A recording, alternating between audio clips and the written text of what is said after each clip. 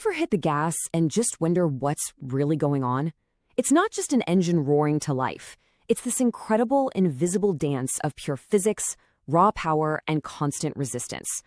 Okay, let's dive in and really unpack the science behind what makes a car perform. So, let's ask the big question. What really makes a car fast?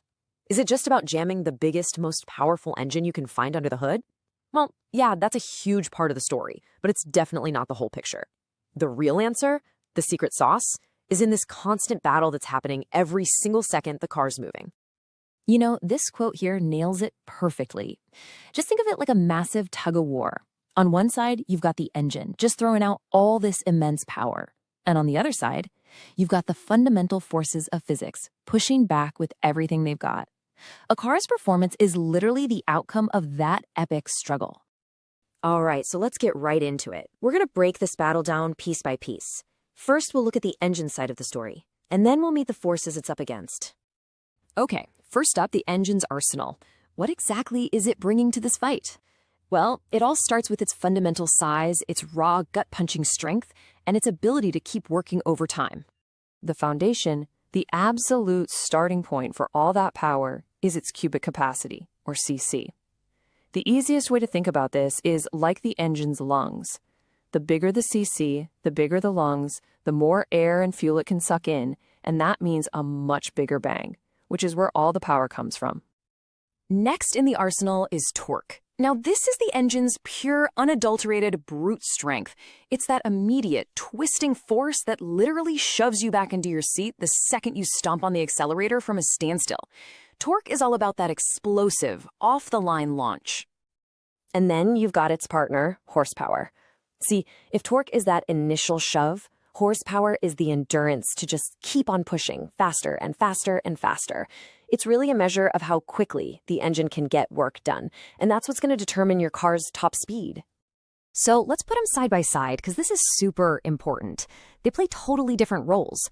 Torque gives you that incredible low-speed muscle to get you going. Horsepower gives you that high-speed power to win on the open road. For amazing all-around performance, you absolutely need a good balance of both.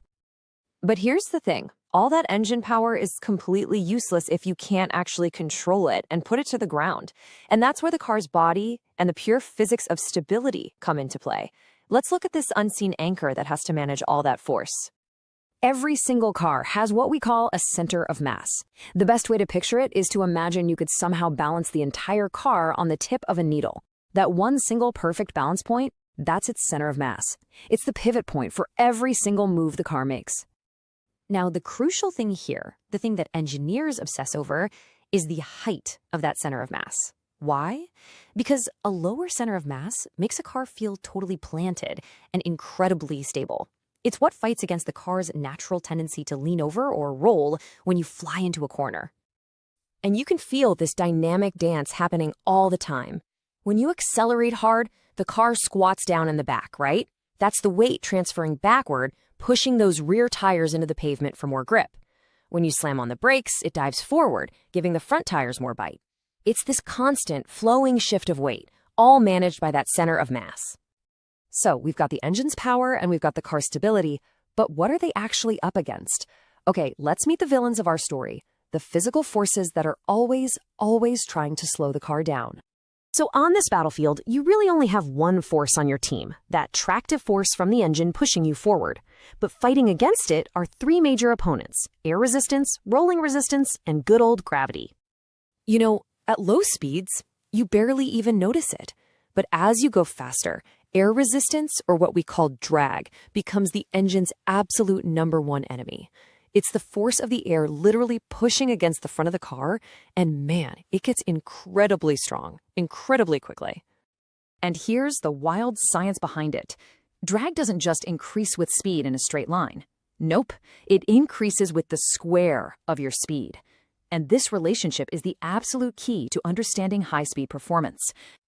Let that sink in for a second. If you double your speed, say you go from 30 miles an hour to 60, you're not fighting twice the air resistance. You're fighting 4 times the resistance. That's why it takes so much more raw horsepower to get those last few miles per hour of top speed. The engine is fighting a monster. And the engine is also fighting two other nagging forces. You've got rolling resistance, which is basically the energy that's constantly being drained away just by your tires flexing against the road.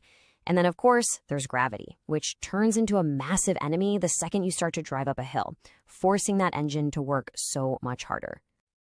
Okay, so we've got the engine's power, the vehicle's stability, and the forces of opposition. So how does this all come together to create that feeling, that thrill of performance? Let's put the final picture together. When you boil it all down, the performance equation is beautifully simple. To accelerate, the forward force created by the engine's torque and horsepower has to be greater than the combined forces of drag, rolling resistance, and gravity all pushing back. The car that overcomes these forces the best wins. It's that simple. And while that brutal power battle is raging, the center of mass is like the calm conductor of the whole orchestra. It's managing all that weight transfer, all those shifting forces, providing that crucial stability that lets the driver stay in control and actually use all of that power effectively. So the next time you're in a car, doesn't matter if you're flooring it onto a highway, taking a sharp turn, or just climbing a steep hill, think about this. Can you feel it? Can you feel that constant, invisible battle? The engine fighting against the laws of physics, all happening in a perfect symphony of motion.